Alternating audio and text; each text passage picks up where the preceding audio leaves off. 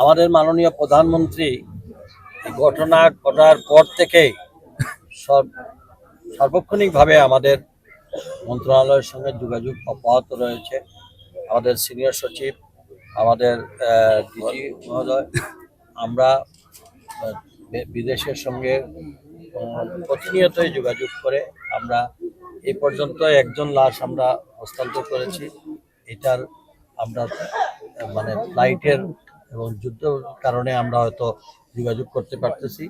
যেদিনই সম্ভব হবে পরে এটা জানানো হবে। আমাদের মাননীয় প্রধানমন্ত্রী নির্দেশে আমাদের কিছু আর্থিক সহযোগিতা দেওয়া হয়েছে এটা, এবং তার যে ক্ষতিপূরণের বিষয়টা আমরা আমাদের মন্ত্রণালয়ের মাধ্যমে সৌদি আরবে যে কোম্পানি সেই সরকারের মাধ্যমে আমরা সেটা আদায় করব ইনশাআল্লাহ। এর পাশাপাশি বর্তমান তারেক রহমান সাহেবের এই সরকার সবসময় প্রবাসীদের পাশে আছে, দেশবাসীর পাশে আছেন। আমরা এখন যেটা দিয়েছি সেটা আমাদের পক্ষ থেকে একটা টোকেন।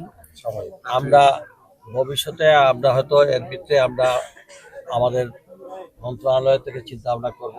আগে আমরা বিদেশ থেকে তার পাওনা দানা সেটা আদায় করব, আর আমরা আমাদের অবস্থান থেকে সর্বাত্মক সহযোগিতা অব্যাহত থাকে। আর একটা স্পেশালি তাদের লেখাপড়ার জন্য আমাদেরকে জানাবেন, যদি তারা হয় আমরা সেটা যাতে লেখাপড়া বিনা বেতনে আমরা